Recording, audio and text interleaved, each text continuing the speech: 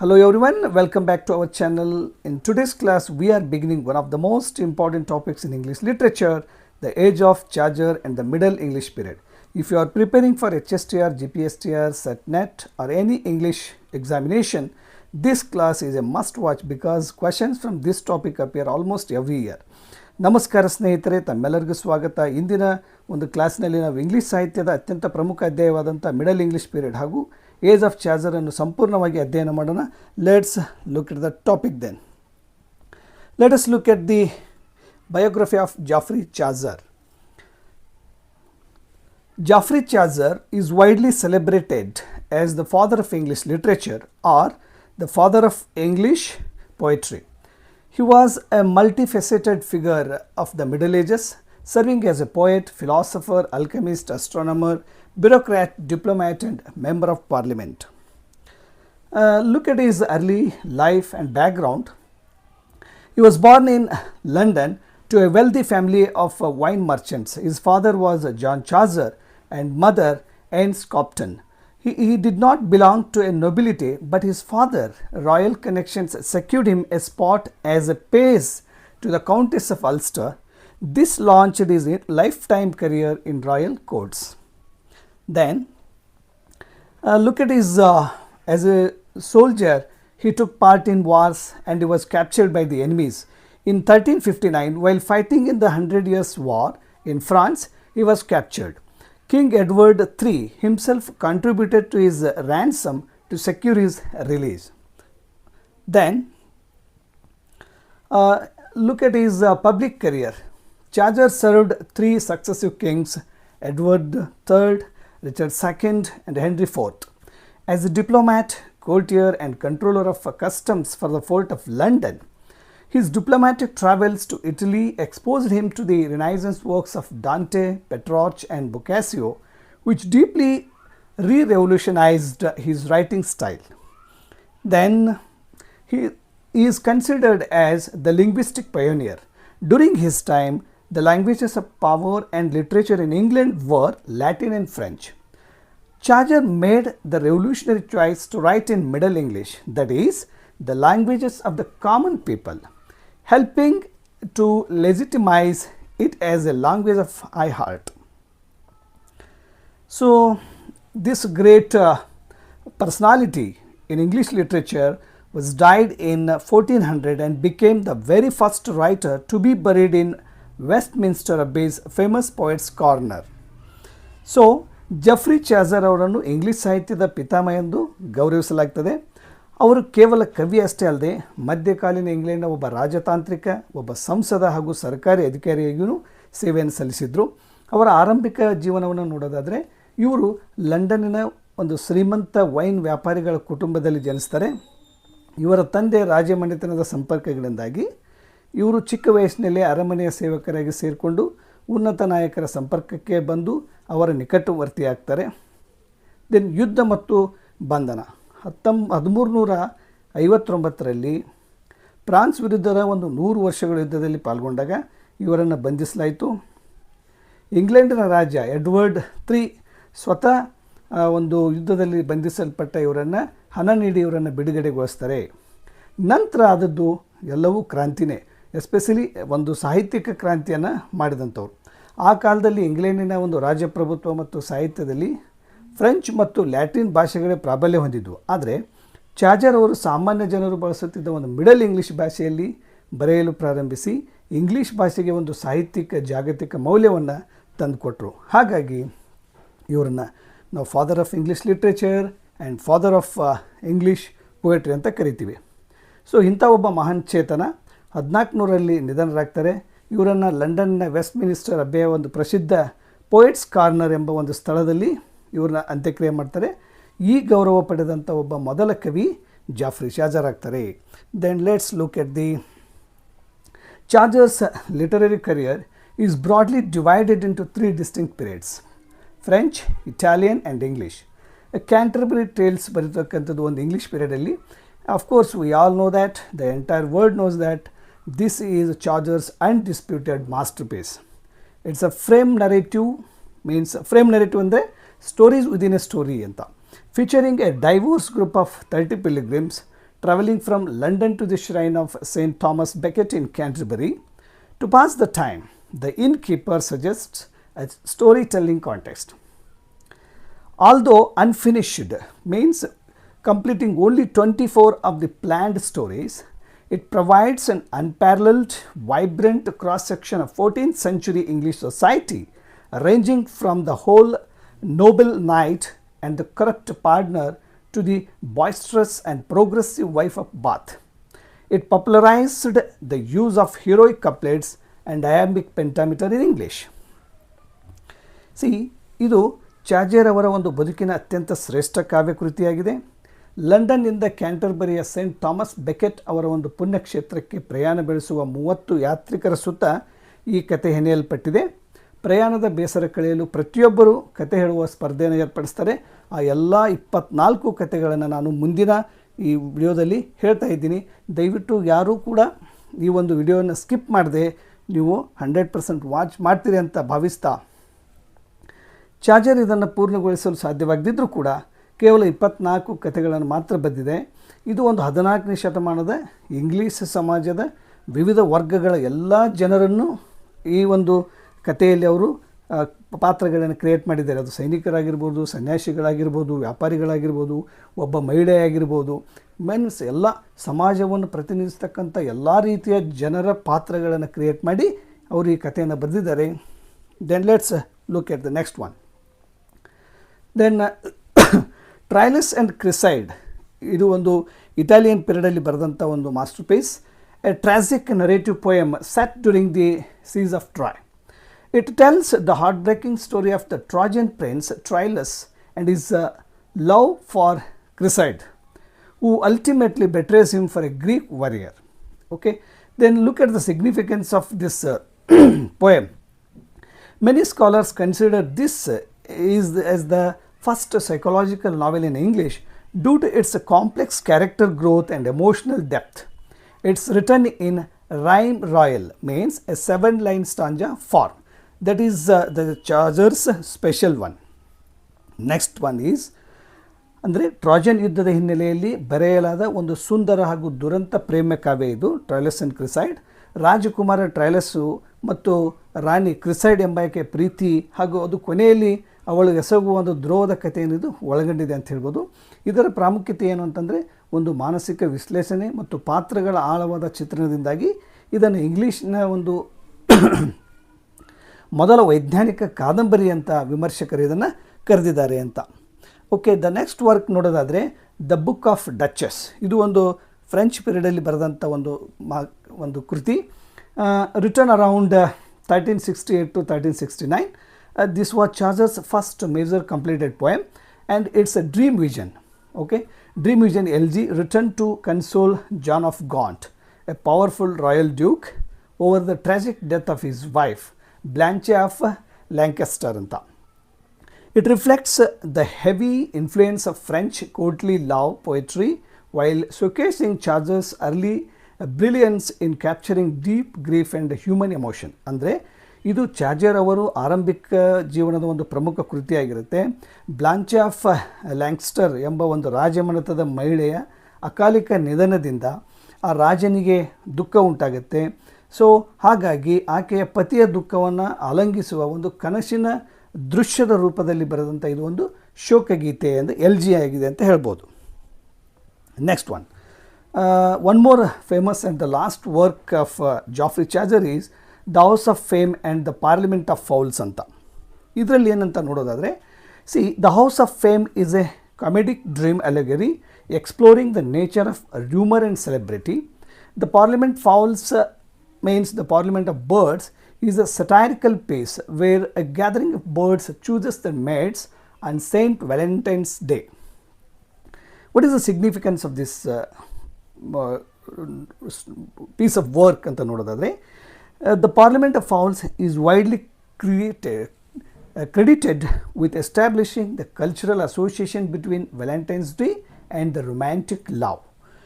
Means the House of Fame, ಕೀರ್ತಿ ಮತ್ತು ವದಂತಿಗಳ ಸ್ವರೂಪವನ್ನು ಅಣಕಿಸುವ ಒಂದು ಕೃತಿಯಾಗಿದೆ ಅಂತ ಹೇಳ್ಬೋದು. ದಿ ಪಾರ್ಲಿಮೆಂಟ್ ಆಫ್ ಫೌಲ್ಸ್ ಎಂಬುದು ಪ್ರೇಮಿಗಳ ದಿನದಂದು ಪಕ್ಷಿಗಳು ಒಟ್ಟಿಗೆ ಸೇರಿ ತಮ್ಮ ಸಂಗಾತಿಯನ್ನು ಹೇಗೆ ಆಯ್ಕೆ ಮಾಡ್ಕೊಳ್ತವೆ ಆ ಥರದ ಒಂದು ವಿಡಂಬನಾತ್ಮಕ ಕಾವ್ಯವನ್ನು ಕವಿ ಇಲ್ಲಿ ಸೃಷ್ಟಿ ಮಾಡಿದ್ದಾನೆ. ಜೊತೆಗೆ ಇಂದು ಪ್ರೇಮಿಗಳ ದಿನವನ್ನು ನಾವೇನು ಆಚರಿಸ್ತಾ ಇದ್ದೀವಿ, ಇದು 14ನೇ ಶತಮಾನದಲ್ಲಿ ಜಾಫ್ರಿ ಚಾಜರ್ ಅವರು ಆ ಪ್ರಕೃತಿಯಲ್ಲಿನ ಪಕ್ಷಿಗಳಿಂದ ಒಂದು ಇನ್ಸ್ಪೈರ್ ಆಗಿ ಬರೆದ್ರು. ಅದನ್ನು ನಾವು ಇಂದು ಪ್ರೇಮಿಗಳ ದಿನವನ್ನಾಗಿ ಮಾಡ್ತಾ ಇದ್ದೀವಿ ಅಂತ ನಂಬಲಾಗಿದೆ ಅಂತ. ನೆಕ್ಸ್ಟ್ ಒನ್, ನಾವು ಈಗ ಡೀಟೇಲ್ಡಾಗಿ ಕ್ಯಾಂಟರ್ಬರಿ ಟೇಲ್ಸಲ್ಲಿ ಬರ್ತಕ್ಕಂಥ ಎಲ್ಲ 24 ಸ್ಟೋರಿಗಳನ್ನು ನಾನು ವಿತ್ ಕ್ವಿಕ್ ಸಮರಿ ಆಗಿ ಕೊಟ್ಟಿದ್ದೀನಿ. Just look at the first story of the Canterbury tales. The knight's tale. The Canterbury tale it starts with the first tale, that is the knight's tale. ಇದರಲ್ಲಿ ಏನು theme ಒಂದು highlight ಮಾಡಿದ್ದಾರೆ ಅಂತಂದರೆ courtly love, chivalry and destiny. ಅಂದರೆ ಒಂದು ರಾಜಮನೆತನದ ಪ್ರೀತಿ ಹೇಗಿರುತ್ತೆ, ಶೌರ್ಯ ಮತ್ತು ವಿಧಿಯಾಟ ಹೇಗಿರುತ್ತೆ ಅನ್ನೋದನ್ನು ಈ ಒಂದು ನೈಟ್ಸ್ ಟೇಲಲ್ಲಿ ಜಾಫ್ರಿ ಚಾಜರ್ ಅವರು ಭಾಳ ಅದ್ಭುತವಾಗಿ ಕೊಟ್ಟಿದ್ದಾರೆ. Let's look at this one. ಇಲ್ಲಿ ಏನಾಗುತ್ತೆ, 2 imprison cousin knights, then Palamon ಮತ್ತು ಆರ್ಸೈಟ್ ಅನ್ನುವಂಥವ್ರು both fall intensely in love with a beautiful princess Emily from their prison window. This sparks a bitter rivalry. They are eventually released and fight a grand, formalized the tournament for her hand. Then Arcite wins the battle but is accidentally thrown from his horse and dies. Then Palman, after mourning, ultimately marries Emily. ಅಂದರೆ ಇಲ್ಲಿ ಪಾಲ್ಮನ್ ಮತ್ತು ಆರ್ಸೈಟ್ ಎಂಬ ಇಬ್ಬರು ಸೋದರ ಸಂಬಂಧಿ ವೀರ ಯೋಧರು ಸೆರೆಮನಿಲಿರ್ತಾರೆ. ಅಲ್ಲಿನ ಕಿಟಕಿಯಿಂದ ರಾಜಕುಮಾರಿ ಎಮಿಲಿಯನ್ನು ನೋಡಿ ಇಬ್ಬರೂ ಅವಳ ಒಂದು ಸೌಂದರ್ಯಕ್ಕೆ ಮಾರು ಹೋಗಿ ತೀವ್ರವಾಗಿ ಪ್ರೀತಿಸಲು ತೊಡಗ್ತಾರೆ. ಇವರ ನಡುವೆ ತೀವ್ರ ಪೈಪೋಟಿ ಶುರುವಾಗುತ್ತೆ. ನಂತರ ಬಿಡುಗಡೆಯಾಗಿ ಎಮಿಲಿಯನ್ನು ಮದುವೆಯಾಗಲು ಇಬ್ಬರ ನಡುವೆ ಒಂದು ದೊಡ್ಡ ಯುದ್ಧನೇ ನಡೆಯುತ್ತೆ. ಅಲ್ಲಿ ಆರ್ಸೈಟ್ ಯುದ್ಧದಲ್ಲಿ ಗೆಲ್ತಾನೆ. ಆದರೆ ದುರದೃಷ್ಟವಶಾತ್ ಹೇಗಿತ್ತಂತಂದರೆ ದಟ್ ಇಸ್ ದ ಡೆಸ್ಟಿನಿ. ಗೆದ್ದರೂ ಕೂಡ ಅವನು ಏನಾಗ್ತಾನೆ, ಕುದುರೆ ಮೇಲಿಂದ ಸವಾರಿ ಮಾಡುವಂಥ ಸಂದರ್ಭದಲ್ಲಿ ಬಿದ್ದು ಮರಣ ಹೊಂತಾನೆ. ಕೊನೆಗೆ ಪಾಲ್ಮನ್ ಎಮಿಲಿಯನ್ನು ಒಂದು ಮ್ಯಾರೇಜ್ ಆಗುವಂಥ ಕತೆ ಇದರಲ್ಲಿದೆ ಅಂತ. ಇನ್ನು ಎರಡನೇ ಕತೆ ನೋಡೋದಾದರೆ ದ ಮಿಲ್ಲರ್ಸ್ ಟೇಲ್. ಇದರಲ್ಲಿ ಏನು ಥೀಮನ್ನು ಒಂದು ಕೊಟ್ಟಿದ್ದಾರೆ ಅಂತಂದರೆ jealousy, trickery and the crude comedy. Means ಅಸೂಯೆ, ವಂಚನೆ ಮತ್ತು ಹಾಸ್ಯವನ್ನು ಮಿಕ್ಸ್ ಮಾಡಿ ಈ ಮಿಲ್ಲರ್ ಸ್ಟೋರಿನಲ್ಲಿ ಜಾಫ್ರಿ ಚಾಜರ್ ಅವರು ಭಾಳ ಅದ್ಭುತವಾಗಿ ಬರೆದಿದ್ದಾರೆ. ಅದು ಏನಂತ ನೋಡೋದಾದರೆ a direct contracts to the knight's noble story. ನಾವು ಇವಾಗ ಏನು ಫಸ್ಟು ನೈಟ್ಸ್ ಸ್ಟೋರಿಯನ್ನು ನೋಡಿದ್ವಿ, ಅದಕ್ಕೆ ಒಂದು ವಿರುದ್ಧವಾದಂಥ ಅರ್ಥ ಬರುವ ರೀತಿಯಲ್ಲಿ ಈ ಒಂದು ಕತೆ ಇದೆ ಅಂತ. This is bawdy comedy. Bawdy means somewhat very ಜೋರಾಗಿ ಮಾತಾಡುವಂಥದ್ದು, ಆ ಥರದ್ದು comedy. And an old jealous carpenter named John has a beautiful young wife Alison ಅಂತ. A clever student named Nicholas tricks John into believing a second great biblical flood is coming, convincing him to sleep in a tub hanging from the roof. While John is waiting in the tub, Nicholas and Alison spend the night together. The story involves hilarious, vulgar pranks involving another suitor named Absalom ಅಂತ. ಅಂದರೆ ಈ ಒಂದು ನೈಟ್ನ ಗಂಭೀರ ಕಥೆಗೆ ತದ್ವಿರುದ್ಧವಾಗಿ ಇದು ಅತ್ಯಂತ ತಮಾಷೆಯ ಕಥೆಯಾಗಿದೆ. ಅಂದರೆ ಜಾನ್ ಒಬ್ಬ ಮುದುಕ, ಒಬ್ಬ ಬಡಗಿ ಇರ್ತಾನೆ. ಅವನಿಗೆ ಅಲಿಸನ್ ಎಂಬ ಒಬ್ಬ ಸುಂದರ ಯುವತಿ ಹೆಂಡತಿ ಇರ್ತಾಳೆ. ನಿಕೋಲಸ್ ಎಂಬ ಒಬ್ಬ ಚತುರ ವಿದ್ಯಾರ್ಥಿ ಏನು ಮಾಡ್ತಾನೆ ಅಂದರೆ ಜಾನ್ಗೆ ಮತ್ತೊಮ್ಮೆ ಜಗತ್ತು ಮುಳುಗಿಸುವ ಹಾಗೆ ಮಹಾಪ್ರವಾಹ ಬರ್ತಾ ಇದೆ ಎಂದು ಸುಳ್ಳು ಹೇಳಿ ಅವನು ನಂಬಿಸ್ತಾನೆ. ನಂಬಿಸಿ ಏನು ಮಾಡ್ತಾನೆ, ಪ್ರವಾಹದಿಂದ ನೀನು ಬದುಕಬೇಕಾದ್ರೆ ಏನು ಮಾಡಬೇಕು ಅಂತಂದರೆ ಅಲ್ಲಿ ಒಂದು ತೂಗುವೆಯಲ್ಲಿ ಇರುತ್ತೆ, ಆ ತೂಗುವೆಯಲ್ಲಿ ನೀನು ತೊಟ್ಟಿಯಲ್ಲಿ ಮಲಗಬೇಕು ಅಂತ ಹೇಳ್ತಾನೆ. ಜಾನ್ ಏನು ಮಾಡ್ತಾನೆ, ಅವನ ಮಾತನ್ನು ನಂಬಿ ಆ ತೊಟ್ಟಿಯಲ್ಲಿ ಕಾಯ್ತಾ ಇರ್ತಾನೆ, ಮಲಗ್ತಾನೆ ಹೋಗಿ. ಆ ಸಂದರ್ಭದಲ್ಲಿ ನಿಕೋಲಸ್ ಮತ್ತು ಅಲಿಸನ್ ಇಬ್ಬರು ಜೊತೆಯಾಗಿ ಕಾಲ ಕಳೀತಾರೆ. ಸೊ ಇದು ಒಂದು ಮಿಲ್ಲರ್ಸ್ ಟೇಲ್. ಇದು the next tale is the Wife of Bath's Tale. This is a very famous tale among the Canterbury Tales. Canterbury ಟೇಲ್ಸಲ್ಲಿ ಬರ್ತಕ್ಕಂಥ ಎಲ್ಲ ಕಥೆಗಳಲ್ಲಿ ಅತಿ ಹೆಚ್ಚು ಒಂದು ಪ್ರಸಿದ್ಧಿಯನ್ನು ಪಡೆದಂಥದ್ದು the Wife of Bath's Tale ಅನ್ನುವಂಥದ್ದು. ಇದರಲ್ಲಿ ಥೀಮ್ ಏನಿದೆ ಅಂತಂದರೆ sovereignty, female agency and what women truly desire ಅಂತ. ಅಂದರೆ ಇಲ್ಲಿ ಸ್ತ್ರೀಗೆ ಸ್ವಾತಂತ್ರ್ಯ ಬೇಕು ಮತ್ತು ಮಹಿಳೆಯರ ಒಂದು ನಿಜವಾದ ಆಸೆ ಆಕಾಂಕ್ಷೆಗಳು ಏನಾಗಿರ್ತವೆ ಅನ್ನೋದನ್ನು ಭಾಳ ಅದ್ಭುತವಾಗಿ ಜಾಫ್ರಿ ಚಾಜರ್ ಅವರು ಚಿತ್ರಿಸಿದ್ದಾರೆ. Let's look at this story.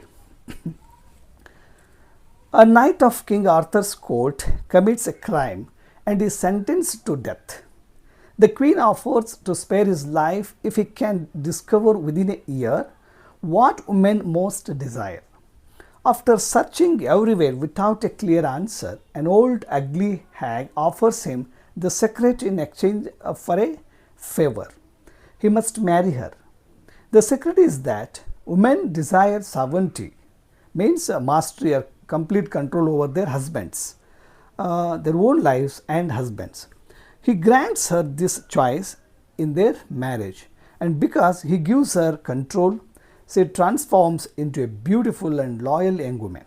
ಅಂದರೆ ಇಲ್ಲಿ ಆರ್ಥರ್ ರಾಜನ ಆಸ್ಥಾನದಲ್ಲಿ ಒಬ್ಬ ನೈಟ್ ತಪ್ಪು ಮಾಡ್ತಾನೆ. ಒಬ್ಬ ನೈಟ್ ಮೀನ್ಸ್ ಮೇ ಬಿ ಒಬ್ಬ ಯುವರಾಜ ತಪ್ಪು ಮಾಡ್ತಾನೆ, ಮಾಡಿ ಮರಣದಂಡನೆಗೆ ಗುರಿಯಾಗ್ತಾನೆ. ಆ ರಾಣಿಯು ಅವನಿಗೆ 1 ವರ್ಷದ ಗಡುವು ನೀಡ್ತಾಳೆ.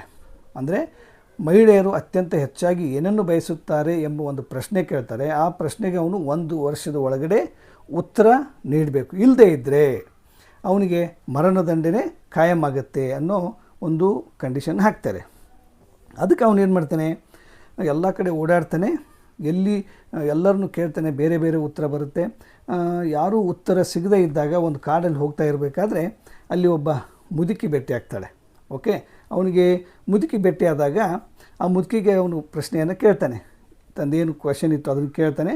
ಆ ಮುದುಕಿ ಸರಿ ಉತ್ತರ ಹೇಳ್ತೀನಿ, ಆದರೆ ನೀನು ನನ್ನ ಕಂಡೀಷನ್ನಿಗೆ ಒಪ್ಕೋಬೇಕು ಅಂತ ಹೇಳ್ತಾಳೆ. ಏನು ಅಂದಾಗ ಅವಳು ಒಂದು ಪ್ರಶ್ನೆಗೆ ಉತ್ತರ ಹೇಳ್ತಾಳೆ. ಆ ಹೇಳಿದ ಮೇಲೆ ಆ ರಹಸ್ಯ ಏನಂತಂದರೆ, ಏನು ಕ್ವೆಶನ್ ಇರುತ್ತೆ ಆ ಪ್ರಶ್ನೆಗೆ ಉತ್ತರ ಹೇಳಿದ್ಲಕ್ಕೆ ಏನಂದರೆ, ಮಹಿಳೆಯರು ತಮ್ಮ ಜೀವನ ಮತ್ತು ಗಂಡನ ಮೇಲೆ ಸ್ವಾವಲಂಬನೆ ಅಥವಾ ನಿಯಂತ್ರಣವನ್ನು ಬಯಸ್ತಾರ ಅನ್ನೋ ಉತ್ತರ ಆಗಿತ್ತು ಅವನ ಪ್ರಶ್ನೆಗೆ. ನೈಟ್ ಇದನ್ನು ಒಪ್ತಾನೆ. ಓಕೆ, ಜೊತೆಗೆ ಒಪ್ಪಿ ಆ ಮುದುಕಿಯ ಮದುವೆ ಆಗಲೇಬೇಕು, ಇಲ್ಲದೇ ಇದ್ದರೆ ಮತ್ತೆ ಅವನು ಒಂದು ಗಂಭೀರವಾದಂಥ ಪರಿಣಾಮವನ್ನು ಎದುರಿಸಬೇಕಾಗ್ತಾಯಿತ್ತು. ಓಕೆ, ಅವಳನ್ನು ಮದುವೆ ಆಗ್ತಾನೆ. ಮದುವೆಯಾಗಿ ಫಸ್ಟ್ ನೈಟ್ ಸಂದರ್ಭದಲ್ಲಿ ಏನಾಗುತ್ತೆ, ಬೆಡ್ರೂಮಲ್ಲಿ ಇರ್ತಾರೆ. ಇವನು ಹೆಂಗಿರ್ತಾನೆ, ಅವಳು ಮುದುಕಿಯಾಗಿರ್ತಾಳೆ, ಅವನು ಹೇಗೆ ಮುಟ್ಟೋದು ಅಂಥೇಳಿ ಇವನು ಒಂಥರ ಮುಜುಗರ ದುಃಖಪಟ್ಟು ಅದನ್ನು ಭಾಳ ವ್ಯಥೆಯಿಂದ ಕಾಲ ಕಳೀತಾ ಇರ್ತಾನೆ. ಆವಾಗ ಅವಳು ಹೇಳ್ತಾಳೆ, ಅಲ್ಲಿ ಅವನಿಗೆ 2 ಆಪ್ಷನ್ ಕೊಡ್ತಾಳೆ. ಓಕೆ, ಏನಂತ, ನೀ ಹೇಳಿದಾಗೆ ಅತಿ ಸುಂದರವಾಗಿರ್ತೀನಿ, ಆದರೆ ನಿನಗೆ ಮಾತ್ರ ನಾನು ಫೇತ್ಫುಲ್ಲಾಗಿ ಲಾಯಲ್ಲಾಗಿರೋದಿಲ್ಲ. ನಾನು ಸುಂದರಿ ಆದರೆ ನನಗೆ ಭಾಳಷ್ಟು ಜನ ನೋಡ್ತಾರೆ, ಮತ್ತು ನಾನು ಏನಾದರೂ ತಪ್ಪು ಮಾಡಿದರೆ ಅದು ನಾನು ಹೊಣೆಗಾರನಲ್ಲ ಅಂತ ಅವಳು ಹೇಳ್ತಾಳೆ. ಅದಕ್ಕೆ ಇವನು ಹೇಳ್ತಾನೆ, ಉತ್ತರ ಚಾಯ್ಸ್ ನಿನಗೆ ಬಿಟ್ಟಿದ್ದು, ನೀ ಹೇಗಾದರೂ ಇರು ಅಂಥೇಳಿ ಕೊನೆಗೆ ಏನು ಮಾಡ್ತಾನೆ, ರಾಜ ಒಪ್ಕೋತಾನೆ. ಇವನು ಒಪ್ಕೊಂಡ ನಂತರ ಅವಳೇನು ಮಾಡ್ತಾಳೆ, ಮತ್ತೆ ಒಬ್ಬ ಸುಂದರ ಯುವತಿಯಾಗಿ, ಸುಂದರ ಮಹಿಳೆಯಾಗಿ ಒಂದು ಕನ್ವರ್ಟ್ ಆಗ್ತಾಳೆ. ಸೊ ಹೀಗೆ ಅವರಿಬ್ಬರು ಕೂಡ ಒಂದು ಆನಂದದ ಜೀವನವನ್ನು ಸಾಗಿಸ್ತಾರೆ ಅನ್ನುವಂಥದ್ದು ದ ವೈಫ್ ಆಫ್ ಬಾಸ್ಟೈಲಲ್ಲಿ ಬರ್ತಕ್ಕಂಥ ಒಂದು beautiful story. The next one is the partner's tale ಅಂತ ಇದೆ. ಇದರಲ್ಲಿ ಥೀಮ್ ಏನಿದೆ ಅಂದರೆ, greed is the root of all evil ಅಂತ. ಅಂದರೆ ಒಂದು ಎಲ್ಲ ದುಃಖಗಳಿಗೆ ದುರಾಸೆಯೇ ಕಾರಣ. ಹೇಗೆ ಗೌತಮ್ ಬುದ್ಧವರು ಹೇಳಿದ ಆಶಯಗಳಿಗೆ ದುಃಖಕ್ಕೆ ಆಸೆಯೇ ಕಾರಣ ಅಂತ, ಹಾಗೆ ಈ ದುರಾಸೆಯೇ ಎಲ್ಲ ದುಃಖಗಳಿಗೆ ಕೇಡುಗಳಿಗೆ ಮೂಲ ಅನ್ನೋದನ್ನು ಈ ಪಾರ್ಟ್ನರ್ಸ್ ಟೇಲಲ್ಲಿ ನಾವು ನೋಡ್ಬೋದು. Look at this one. ಇಲ್ಲಿ 3 riotous arrogant men set out to find and kill death, who has been killing their friends. An old man points them to a tree where he says death is hiding. Instead of death, they find a massive pile of gold florins, means coins. Forgetting their quest, greed takes over. 2 of them plot to murder the third to take a larger share of the gold. Meanwhile, the third man poisons their wine so he can keep it all for himself. In the end, they all kill each other, successfully finding death through their own greed. ಅಂದರೆ ಇಲ್ಲಿ 3 ಜನ ದುರಹಂಕಾರಿ ಸ್ನೇಹಿತರಿರ್ತಾರೆ. ತಮ್ಮ ಪರಿಚಯಸ್ಥರನ್ನು ಕೊಲ್ಲುತ್ತಿರುವ ಮೃತ್ಯುವನ್ನು ಹುಡುಕಿ ಕೊಲ್ಲಲು ಹೊರಡ್ತಾರೆ ಇವರು. Okay, ಒಬ್ಬ ವೃದ್ಧ ಅವರಿಗೆ ಒಂದು ಮರದ ಕೆಳಗೆ ಮೃತ್ಯು ಇದೆ ಅಂತ ಹೇಳಿ ಒಂದು ದಾರಿಯನ್ನು ತೋರಿಸ್ತಾನೆ. ಆದರೆ ಅಲ್ಲಿ ಅವರಿಗೆ ಒಂದು ಅಪಾರವಾದ ಚಿನ್ನದ ನಾಣ್ಯಗಳು ಸಿಗ್ತವೆ. ಚಿನ್ನ ಕಂಡ ತಕ್ಷಣ ಅವರದ್ದು ಒಂದು ಏನು ಟಾಸ್ಕ್ ಇತ್ತು, ಯಾರನ್ನು ಆ ಸಾವನ್ನು ಸಾಯಿಸ್ಬೇಕಂತ ಹೊರಟಿದ್ರು, ಅದನ್ನು ಮರೆತುಬಿಟ್ಟು ಆ ಚಿನ್ನ ಕಂಡ ತಕ್ಷಣ ಅವರಲ್ಲಿ ದುರಾಸೆ ಏನಾಯಿತು, ಹೆಚ್ಚಾಯಿತು. ಇಬ್ಬರು ಸೇರ್ಕೊಂಡು ಏನು ಮಾಡ್ತಾರೆ, ಮೂರನೇದವನನ್ನು ಕೊಂದ್ಬಿಟ್ಟು ನಾವಿಬ್ಬರು ಹೆಚ್ಚಿನ ಪಾಲಿನ ಒಂದು ಚಿನ್ನವನ್ನು ತೆಗೆದುಕೊಳ್ಳೋಣ ಅಂತೇಳಿ ಸಂಚು ರೂಪಿಸ್ತಾರೆ, ಒಬ್ಬನ ಸಾಯಿಸ್ತಾರೆ. ಇತ್ತ ಮೂರನೇಯವನು ಆ ಇಬ್ಬರಿಗೂ ವಿಷದ ಮಧ್ಯ ತರ್ತಾನೆ. ಕೊನೆಗೆ ಮೂವರು ಒಬ್ಬರನ್ನೊಬ್ಬರು ಕೊಂದ್ಕೊಳ್ತಾರೆ. ಇನ್ನೊಬ್ಬ ಏನು ಮಾಡ್ತಾನೆ, ಅವರು ಕುಡಿಲಿಕ್ಕೆ ವೈನ್ ತರ್ತಾನೆ, ಆ ವೈನಲ್ಲಿ ವಿಷವನ್ನು ಹಾಕಿ ಕೊಟ್ಟಿರ್ತಾನೆ. ಅವರು ಕೂಡ ಆ ವಿಷಭರಿತವಾದಂಥ ವೈನನ್ನು ಕುಡಿದು ಅವರು ಕೂಡ ಸತ್ತೋಗಿಬಿಡ್ತಾರೆ. ಅಂದರೆ ಇಲ್ಲಿ ಹೇಗೆ ಅವರು ತಮ್ಮ ದುರಾಶೆಯಿಂದಲೇ ಮೃತ್ಯುವನ್ನು ತಲುಪುತ್ತಾರೆ ಅನ್ನೋದು ಎಷ್ಟು ಒಂದು ನೋಡಿ, that's what greed is the root of all evil ಅನ್ನುವಂಥದ್ದನ್ನು ಆ ಸಮಾಜದಲ್ಲಿರ್ತಕ್ಕಂಥ ಕೆಲವೊಂದಿಷ್ಟು ನೈಜ ಘಟನೆಗಳನ್ನು ಈ ರೀತಿ ಪಾತ್ರಗಳ ಸೃಷ್ಟಿ ಮಾಡೋದ್ರ ಮುಖಾಂತರ ಜಾಫ್ರಿ ಚಾಪ್ಜರ್ ಅವರು ಒಂದು ರಿಪ್ರೆಸೆಂಟ್ ಮಾಡಿದ್ದಾರೆ. Then the next story is the Nun's Priest Tale ಅಂತ ಇದೆ. ಇಲ್ಲಿ flattery, pride and the dangers of ignoring dreams ಅಂತ, ಇಲ್ಲಿ ಹೊಗಳಿಕೆ, ಅಹಂಕಾರ ಮತ್ತು ಕನಸುಗಳನ್ನು ನಿರ್ಲಕ್ಷಿಸುವುದರ ಅಪಾಯಗಳು ಯಾವ್ಯಾವು ಅನ್ನೋದನ್ನು ಈ ಒಂದು ಪ್ರೀಸ್ಟ್ ಸ್ಟೇಲಲ್ಲಿ ಜಾಫ್ರಿ ಚಾಪ್ಜರ್ ಅವರು ಬರೆದಿದ್ದಾರೆ. ಅದು ಏನಂತ ನೋಡೋದಾದರೆ, this is a famous beast fable featuring a proud handsome rooster named Chanticleer who has prophetic nightmares about a fox. His favorite hen, Pertelote, scolds him for being afraid and tells him to ignore dreams. Soon after, a clever fox named Don Russell arrives and flatters Chanticleer into closing his eyes and crowning proudly. The fox instantly grabs him by the throat. The Chanticleer manages to escape by using the same trick. He flatters the fox into opening his mouth to speak, allowing the roosters to fly away to safety ಅಂತ. ಅಂದರೆ ಇದು ಒಂದು ಪ್ರಾಣಿಗಳನ್ನು ಆಧರಿಸಿ ಪ್ರಸಿದ್ಧ ನೀತಿಕತೆಯಾಗಿದೆ, ಒಂದು fable story. ಪ್ರಾಣಿಗಳನ್ನು ತೆಗೆದುಕೊಂಡು ಹೇಗೆ ಪಂಚತಂತ್ರದ ಕಥೆಗಳಾಗಿರ್ಬೋದು ಬಂದಿದ್ದಾವಲ್ಲ, ಅದೇ ಥರ ಇದನ್ನು ಕೂಡ ಒಂದು ಪ್ರಾಣಿಗಳ ಮೂಲಕ ಒಂದು ಪ್ರಸಿದ್ಧ ನೀತಿಕತೆಯನ್ನು ನಿರೂಪಿಸಲಿಕ್ಕೆ ಇಲ್ಲಿ ಜಾಫ್ರಿ ಚಾಪ್ಜರ್ ಅವರು ಈ ಒಂದು ಕಥೆಯನ್ನು ಹೆಣೆದಿರು. ಇಲ್ಲಿ ಚಾಂಟಿಕ್ಲೇರ್ ಎಂಬ ಸುಂದರ ಹುಂಜಕ್ಕೆ ನರಿಯೊಂದು ತನ್ನನ್ನು ಹಿಡಿಯುವಂತೆ ಭಯಾನಕ ಕನಸು ಬೀಳುತ್ತದೆ. ಆದರೆ ಅವನ ನೆಚ್ಚಿನ ಕೋಳಿ ಪಟೆಲೋಟ್ ಕನಸೆಲ್ಲ ಸುಳ್ಳು, ಹೆದರಬೇಡ ಎಂದು ಬೈಯುತ್ತದೆ. ಕೆಲವು ದಿನಗಳ ನಂತರ ಏನಾಗುತ್ತೆ, ಡಾನ್ ರಸೆಲ್ ಎಂಬ ಒಂದು ಚತುರ ನರಿ ಬಂದು ಹುಂಜನ ಧ್ವನಿಯನ್ನು ಅತಿಯಾಗಿ ಹೊಗಳ್ತದೆ. ಆ ಹೊಗಳಿಕೆಗೆ ಮರುಳಾಗಿ ಹುಂಜ ಕಣ್ಣು ಮುಚ್ಚಿ ಕೂಗಲು ಹೋದಾಗ ನರಿ ಅದನ್ನು ಕಚ್ಚಿ ಹಿಡಿಯುತ್ತದೆ. ಕೊನೆಗೆ ಹುಂಜ ಕೂಡ ಬುದ್ಧಿವಂತಿಕೆಯಿಂದ ನರಿಯನ್ನು ಹೊಗಳಿ ಅದು ಮಾತನಾಡೋ ಬಾಯಿ ತೆರೆದಾಗ ತಪ್ಪಿಸಿಕೊಂಡು ಹಾರಿ ಹೋಗುತ್ತೆ ಅಂತ. ಓಕೆ, ಟಿಟ್ ಫಾರ್ ಟ್ಯಾಟ್ ಅನ್ನೋ ರೀತಿಯಲ್ಲಿ ಈ ಒಂದು ಕತೆ ಇದೆ. ಇದು ನನ್ಸ್ ಪ್ರೀಸ್ಟ್ ಟೇಲ್ ಅನ್ನುವಂಥದ್ದು. ಓಕೆ, ಇನ್ನು ಒಂದು 6ನೇ ಕತೆ ಅಂತ ನೋಡೋದಾದರೆ ದ ಕ್ಲರ್ಕ್ಸ್ ಟೇಲ್ ಅನ್ನುವಂಥದ್ದು. ಇಲ್ಲಿ ಥೀಮ್ ಏನಿದೆ ಅಂದರೆ extreme patience, obedience and structural cruelty. ಇಲ್ಲಿ ಅಪಾರ ತಾಳ್ಮೆ ಇರಬೇಕು, ವಿಧೇಯತೆ ಇರಬೇಕು ಮತ್ತು ಕ್ರೌರ್ಯದ ಒಂದು ಪರೀಕ್ಷೆ ಮಾಡುವಂಥದ್ದು ಇದರಲ್ಲಿ ಇದೆ ಅನ್ನುವಂಥದ್ದು. See, look at the story then. This tale tells the tragic story of Griselda, a poor but virtuous young women who marries a noble man named Walter. Walter decides to brutally test her royalty. He pretends to murder their own 2 children and later claims he is divorcing her to marry a younger woman. Throughout all these horrifying trials, Griselda remains completely patient, obedient, and never complains. Satisfied that her devotion is absolute, Walter reveals that the children are alive and he restores her status as his beloved wife. ಇದು ಗ್ರಿಸೆಲ್ಡಾ ಎಂಬ ಒಂದು ಬಡ ಆದರೆ ಸದ್ಗುಣಶೀಲ ಆದಂಥ ಒಂದು ಯುವತಿಯ ಕಥೆ ಇದೆ. ಅವಳು ವಾಲ್ಟರ್ ಎಂಬ ಒಬ್ಬ ಶ್ರೀಮಂತ ದೊರೆಯನ್ನು ಮದುವೆ ಆಗ್ತಾಳೆ. ವಾಲ್ಟರ್ ಅವಳ ನಿಷ್ಠೆಯನ್ನು ಪರೀಕ್ಷಿಸಲು ಅತ್ಯಂತ ಕ್ರೂರ ನಿರ್ಧಾರಗಳನ್ನು ತೆಗೆದುಕೊಳ್ತಾನೆ. ಅವರ 2 ಮಕ್ಕಳನ್ನು ಕೊಂದಿರುವುದಾಗಿ ನಾಟಕ ಮಾಡ್ತಾನೆ. ಜೊತೆಗೆ ಅವಳಿಗೆ ವಿಚ್ಛೇದನ ನೀಡಿ ಮತ್ತೊಂದು ಸುಂದರವಾದಂಥ ಯುವತಿಯನ್ನು ಮದುವೆ ಆಗ್ತಿದ್ದೀನಿ ಅಂತ ಹೇಳ್ತಾನೆ. ಆದರೆ ಈ ಎಲ್ಲ ಮಾತುಗಳನ್ನು ಕೇಳಿಸಿಕೊಂಡಂಥ ಗ್ರಿಸೆಲ್ಡಾ ಭಾಳ ತಾಳ್ಮೆ ಕಳೆದುಕೊಳ್ಳದೇನೆ ಅತ್ಯಂತ ವಿಧೇಯಳಾಗಿರ್ತಾಳೆ.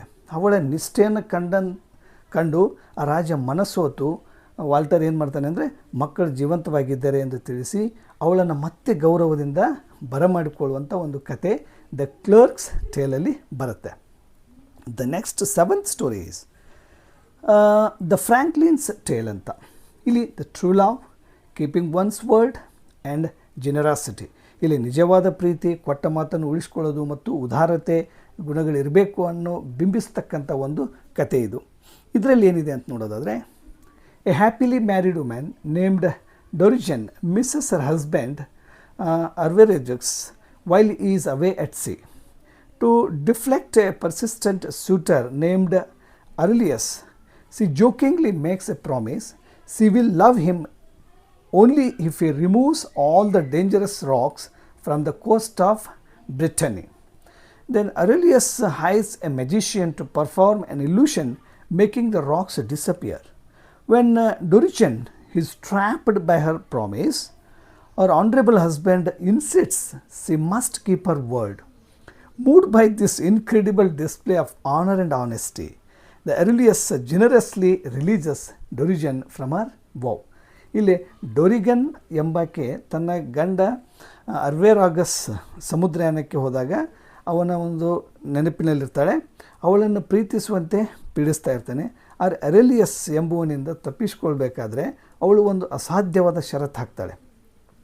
ಬ್ರಿಟಾನಿ ಕರಾವಳಿ ಎಲ್ಲ ಅಪಾಯಕಾರಿ ಬಂಡೆಗಳನ್ನು ಇಲ್ಲದಂತೆ ಮಾಡಿದರೆ ನಾನು ನಿನ್ನನ್ನು ಪ್ರೀತಿಸ್ತೇನೆ ಅಂತ ಹೇಳ್ತಾಳೆ.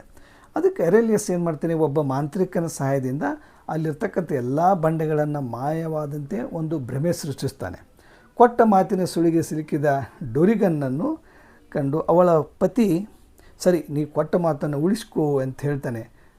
ಹಾಗಾಗಿ ಇದರ ಒಂದು ಪ್ರಾಮಾಣಿಕತೆಗೆ ಮನಸೋತಂಥ ಅರೆಲಿಯಸ್ ಉದಾರತೆಯಿಂದ ಅವಳನ್ನು ತನ್ನ ವಚನದಿಂದ ಮುಕ್ತಗೊಳಿಸುವಂಥ ಒಂದು ಕತೆ ಇದರಲ್ಲಿದೆ ಅಂತ. The next tale is the Reeve's Tale ಅಂತ ಇದೆ.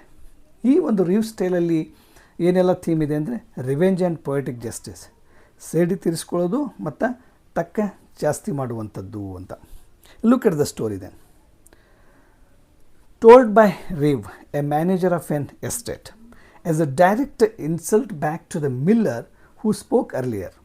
It focuses on Simkin, a dishonest miller who routinely steals grain from his customers. Two clever college students, Elaine and John, go to his mill to catch him in the act. Simkin manages to steal their grain anyway and lets their horse loose. In revenge for being cheated, the students stay the night and end up sleeping with the miller's wife and daughter. The night ends in a chaotic, dark room brawl where the miller is thoroughly beaten and humiliated. ಅಂದರೆ ಇಲ್ಲಿ ಮೊದಲನೇ ಕತೆ ಹೇಳಿದಂಥ ಮಿಲ್ಲರ್ನನ್ನು ಅವಮಾನಿಸಲು rev ಈ ಕಥೆಯನ್ನು ಹೇಳ್ತಾನೆ. ಅಂದರೆ ಇಲ್ಲಿ ಸಿಮ್ಕಿನ್ ಅನ್ನುವಂಥ ಒಬ್ಬ ಅಪ್ರಾಮಾಣಿಕ ಗಿರಣಿ ಮಾಲೀಕ ಏನು ಮಾಡ್ತಾನೆ, ತನ್ನ ಗಿರಣಿಗೆ ಬರ್ತಕ್ಕಂಥ ಗ್ರಾಹಕರ ಧಾನ್ಯವನ್ನು ಕದೀತಾ ಇರ್ತಾನೆ. ಅಲೆನ್ ಮತ್ತು ಜಾನ್ ಎಂಬ ಇಬ್ಬರು ಯುವಕರು ಏನು ಮಾಡ್ತಾರೆ, ಅವನನ್ನು ರೆಡ್ ಹ್ಯಾಂಡಾಗಿ ಹಿಡಿಬೇಕು ಅಂಥೇಳಿ ಅವರು ಕೂಡ ಅವನ ಗಿರಣಿಗೆ ಹೋಗ್ತಾರೆ. ಆದರೆ ಸಿಮ್ಕಿನ್ ಏನು ಮಾಡ್ತಾನೆ, ಅವರ ಧಾನ್ಯಗಳನ್ನು ಕದ್ದು ಅವರು ಕುದುರೆಯನ್ನು ತಂದಿರ್ತಾರೆ, ಆ ಕುದುರೆಗಳನ್ನು ಅವರು ಒಂದು ಎಲ್ಲಿ ಕಟ್ಟಿರ್ತಾರೆ, ಆ ಕಟ್ಟಿದ ಕುದುರೆಗಳನ್ನು ಬಿಚ್ಚಿಬಿಟ್ಬಿಡ್ತಾನೆ. ಆ ಕುದುರೆಗಳು ಹೋದುವಂತ ಅವರು ಕೂಡ ಹೋಗಲಿ ಅಂತ ಪ್ಲ್ಯಾನ್ ಮಾಡ್ತಾನೆ. ಆದರೆ ಅವರು ಆ ಕ್ಷಣಕ್ಕೆ ಹೋಗ್ತಾರೆ. ಹೋಗಿ ನೆಕ್ಸ್ಟ್ ಏನು ಮಾಡ್ತಾರೆ ಅಂತಂದರೆ, ತಮಗೆ ಆದ ಮೋಸಕ್ಕೆ ಸೇಡು ತೀರಿಸ್ಕೋಬೇಕಂತೇಳಿ ಇಬ್ಬರು ವಿದ್ಯಾರ್ಥಿಗಳು ಪ್ಲ್ಯಾನ್ ಮಾಡ್ತಾರೆ. ಸೊ ಒಂದು ರಾತ್ರಿ ಅವ್ರು ಏನು ಮಾಡ್ತಾರೆ, ಅವನ ಮನೆಯಲ್ಲೇ ಈ ಗಿರಣಿ ಮಾಲೀಕ ಏನಿರ್ತಾನಲ್ಲ ಸಿಮ್ಕಿನ್, ಅವನ ಮನೆಯಲ್ಲೇ ಉಳಿತಾರೆ. ಗಿರಣಿ ಮಾಲೀಕ ಹೆಂಡತಿ ಮತ್ತು ಮಗಳೊಂದಿಗೆ ಸಂಬಂಧ ಬೆಳೆಸ್ತಾರೆ. ಆ ರಾತ್ರಿ ಅಲ್ಲೇ ಕಳೆದು ಕತ್ಲೆ ಆದಂಥ ಬಳಿಕ ಏನು ಮಾಡ್ತಾರೆ, ಇಬ್ಬರು ಜಾನ್ ಮತ್ತು ಅಲ್ಲೇನಿಬ್ಬರು ಸೇರಿ ಆ ಗಿರಣಿ ಮಾಲೀಕ ಸಿಮ್ಕಿನಿಗೆ ಚೆನ್ನಾಗಿ ಹೊಡೆದು ಅಲ್ಲಿಂದ ಅವನಿಗೆ ಪಾಠ ಕಲಿಸಿ ಪರಾರಿಯಾಗಿಬಿಡ್ತಾರೆ ಅನ್ನೋ ಒಂದು ಕತೆ ಈ ರಿವ್ಸ್ ಟೇಲಲ್ಲಿ ಇದೆ. ಇನ್ನು ಟೇಲ್ ನಂಬರ್ 9 ಅಂತ ನೋಡೋದಾದರೆ ದ ಪ್ರಯೋರಸ್ ಟೇಲ್ ಅಂತ. ದಿ ಪ್ರಯೋರಸ್ ಟೇಲ್ ಅನ್ನುವಂಥದ್ದು ಇದರಲ್ಲಿ ಏನಿದೆ, ರಿಲಿಜಿಯಸ್ ಡಿವೋಷನ್ ಇದೆ, ಇನ್ನೋಸೆನ್ಸ್ ಇದೆ, ದೆನ್ ಮಾರ್ಟಿಡಮ್ ಇದೆ. ಅಂದರೆ ಧಾರ್ಮಿಕ ಭಕ್ತಿ, ಮುಗ್ಧತೆ ಮತ್ತು ಹುತಾತ್ಮತೆಯನ್ನು ಬಿಂಬಿಸ್ತಕ್ಕಂಥ ಒಂದು ಕತೆ ಇದು. ಇಲ್ಲಿ ನೋಡೋದಾದರೆ this is a tragic, deeply religious tale about a pure 7-year-old Christian schoolboy who walks through a Jewish ghetto every day singing a hymn to the Virgin Mary. Okay? Angered by this singing, the local antagonists murder the boy and throw his body into a pit. However, through a divine miracle performed by the Virgin Mary, the dead boy continues to sing loudly from the pit. This leads the community to discover the crime and the boy is honored as a holy martyr ಅಂತ. ಅಂದರೆ ಇದು ಅತ್ಯಂತ ಭಾವುಕ ಹಾಗೂ ಧಾರ್ಮಿಕ ಒಂದು ಕಥೆಯಾಗಿದೆ. ಇಲ್ಲಿ ಒಬ್ಬ 7 ವರ್ಷದ ಒಬ್ಬ ಮುಗ್ಧ ಕ್ರಿಶ್ಚಿಯನ್ ಬಾಲಕ ಪ್ರತಿದಿನ ಯಹೂದಿಗಳ ಬಡಾವಣೆ ಮೂಲಕ ಹಾದು ಹೋಗಬೇಕಾದ್ರೆ ಕನ್ಯಾ ಮರಿಯಾಳ ಒಂದು ಸ್ತುತಿಸ್ತಕ್ಕಂಥ ಪವಿತ್ರ ಗೀತೆಯನ್ನು ಹಾಡ್ಕೊಂಡು ಹೋಗ್ತಾ ಇರ್ತಾನೆ. ಇದರಿಂದ ಕೋಪಗೊಂಡಂಥ ಕೆಲವು ವಿರೋಧಿಗಳು ಏನು ಮಾಡ್ತಾರೆ, ಆ ಹುಡುಗನನ್ನು ಕೊಂದು ಅವನ ದೇವನ ಒಂದು ಕಸದ ಗುಂಡಿಗೆ ಎಸೆದ್ಬಿಡ್ತಾರೆ. ಆದರೆ ಕನ್ಯಾ ಮರಿಯಾಳ ಪವಾಡದಿಂದಾಗಿ ಆ ಮರಣ ಹೊಂದಿದ ಬಾಲಕ ಗುಂಡಿ ಒಳಗಿನಿಂದಲೇ ಜೋರಾಗಿ ಹಾಡಲು ಪ್ರಾರಂಭಿಸ್ತಾನೆ.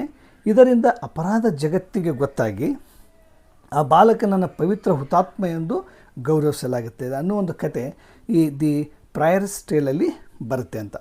ಇನ್ನು ಟೇಲ್ ನಂಬರ್ 10 ನೋಡೋದಾದರೆ ದಿ ಸಮನರ್ಸ್ ಟೇಲ್ ಅಂತ ಇದೆ. ಇಲ್ಲಿ ಹಿಪೋಕ್ರಸಿ, ಆ್ಯಂಗರ್, ಗ್ರೀಡಿ ಫೈರ್ಸ್ ಅಂತ.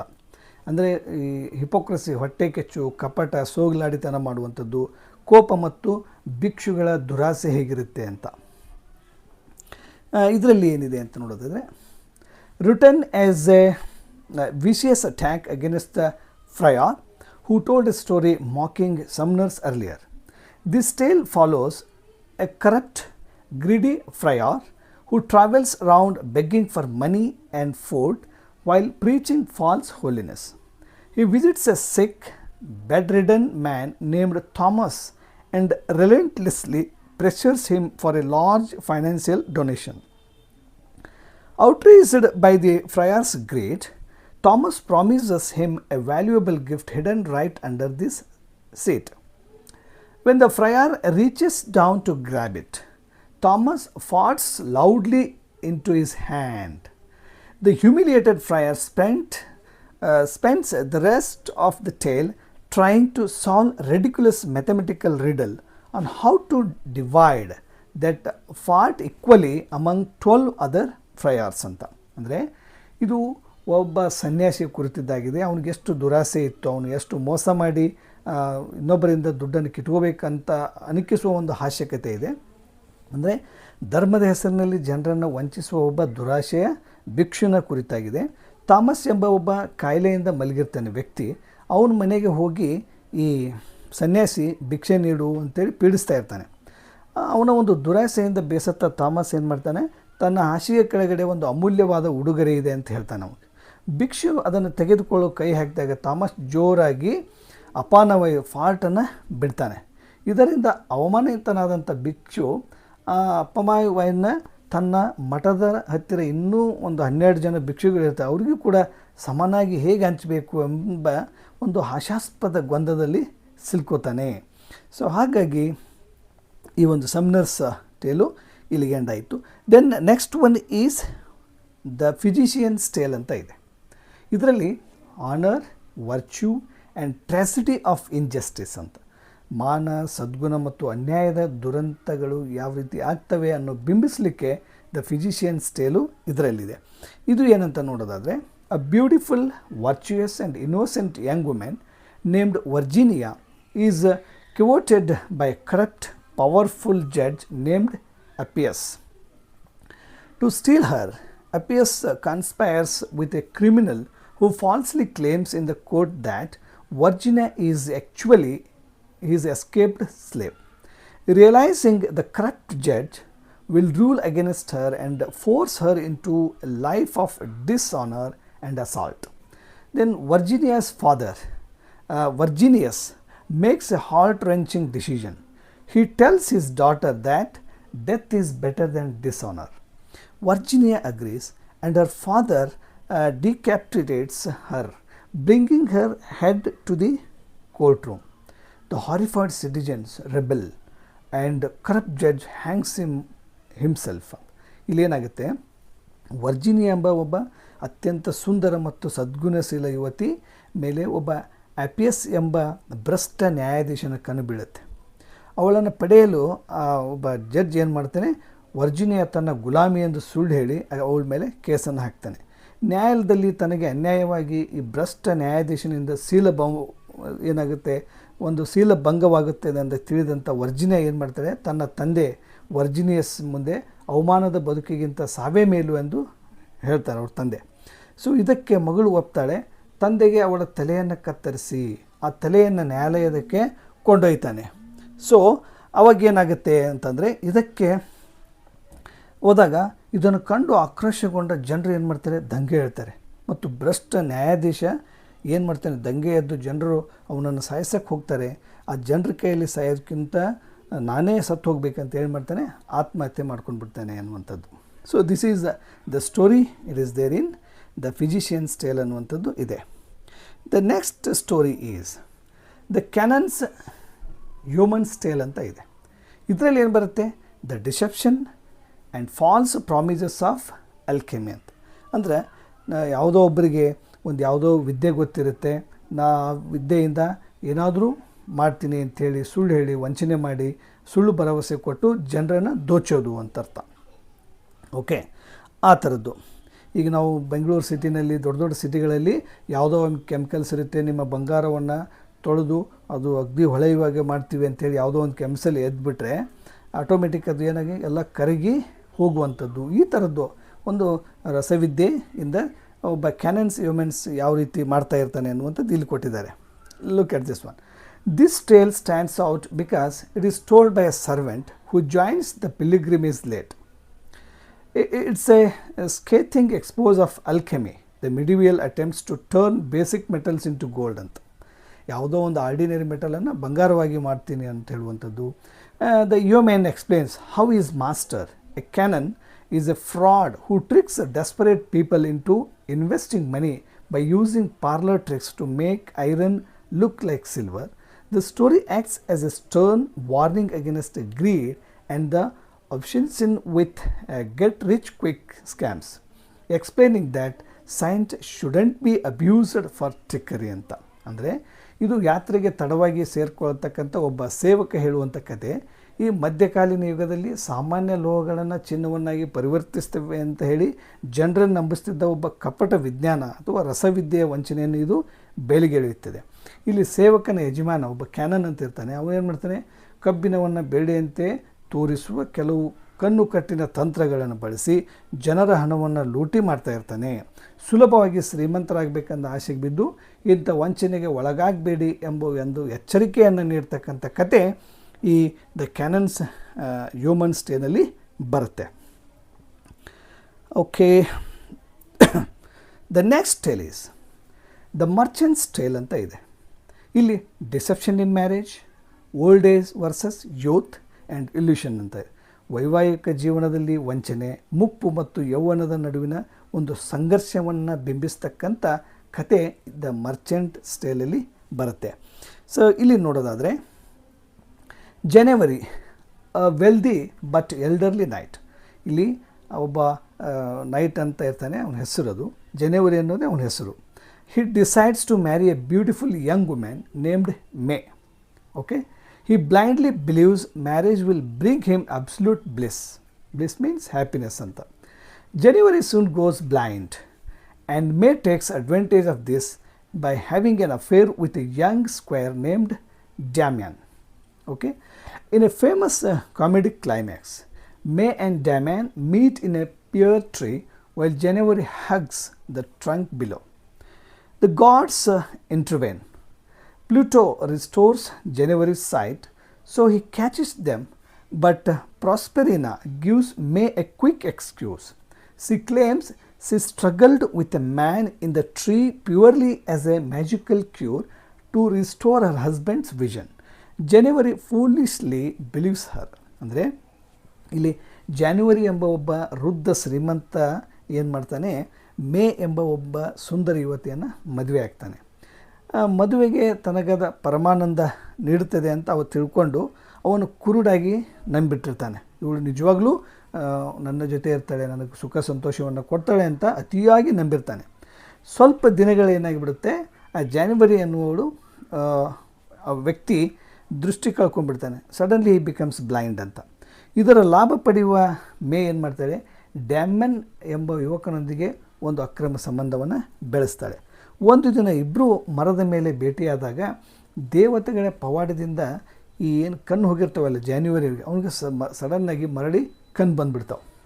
ಸೊ ಅವನೇನು ಮಾಡ್ತಾನೆ, ಅವರನ್ನು ರೆಡ್ ಹ್ಯಾಂಡಾಗಿ ಹಿಡಿತಾನೆ, ತನ್ನ ಹೆಂಡತಿ ಮತ್ತು ಇನ್ನೊಬ್ಬನನ್ನು. ಆದರೆ ಮೇ ಏನು ಮಾಡ್ತಾಳೆ, ಅವನ ಹೆಂಡತಿ ಭಾಳ ಚತುರತೆಯಿಂದ ನಿಮ್ಮ ಕಣ್ಣು ಕಾಣಿಸಲಿ ಎಂದೇ ನಾನು ಮರದ ಮೇಲೆ ಈ ವ್ಯಕ್ತಿಯೊಂದಿಗೆ ಹೋರಾಡುತ್ತಿದ್ದೆ ಎಂದು ಸುಳ್ಳು ಹೇಳ್ತಾಳೆ. ಸೊ ಈ ಮೂರ್ಖ ಜಾನ್ವರಿ ಏನು ಮಾಡ್ತಾನೆ, ಅವಳ ಮಾತನ್ನು ನಂಬ್ತಾನೆ ಅನ್ನುವಂಥದ್ದು. ಅಂದರೆ ಇಲ್ಲಿ ಹೇಗೆ ಅವನ ಹೆಂಡತಿ ಗಂಡನಿಗೆ ಮೋಸ ಮಾಡಿದ್ಲು, ಮೋಸ ಮಾಡಿ ರೆಡ್ ಹ್ಯಾಂಡ್ ಸಿಕ್ಕ ಮೇಲೂ ಕೂಡ ಹೇಗೆ ಅವಳು ತನ್ನ ಚಾಣಾಕ್ಷತನದಿಂದ ಪಾರ್ ಆದ್ಲು ಅನ್ನೋದು ಕತೆ ಈ ಮರ್ಚೆಂಟ್ಸ್ ಟೇಲಲ್ಲಿ ಇದೆ ಅನ್ನುವಂಥದ್ದು. ಓಕೆ, ಆ್ಯಂಡ್ ಸ್ನೇಹಿತರೆ, ಇದಿಷ್ಟು ನಾನು ಕ್ಯಾಂಟರ್ಬರಿ ಟೇಲ್ಸಿಂದ ಒಂದು 13 ಕತೆಗಳನ್ನು ನಿಮ್ಗೆ ಹೇಳಿದ್ದೀನಿ. ಇನ್ನೂ ಉಳಿದಂಥ 11 ಕತೆಗಳನ್ನು ನಾನು ನೆಕ್ಸ್ಟ್ ಪಾರ್ಟ್ ಆಫ್ ದ ವಿಡಿಯೋನಲ್ಲಿ 100% ನಿಮಗೆ ನೀಡ್ತಾ ಇದ್ದೀನಿ. ಜೊತೆಗೆ ದ ಕಂಟೆಂಪ್ರರಿ ಆಫ್ ಜಾಫ್ರಿ ಚಾಜರ್ ಏನಿದ್ದಾರೆ ಅವ್ರ ಬಗ್ಗೆ ಕೂಡ, ಅವರ ಕೃತಿಗಳ ಪರಿಚಯನೂ ಕೂಡ ಮಾಡ್ತಾ ಇದ್ದೀನಿ. ಜೊತೆಗೆ I am going to give you the question answers, MCQs and descriptive type of questions in the next video. So I hope that definitely you will like this video. If you like the video, subscribe, like, comment and share the video with your friends. Till then, take care. Thank you.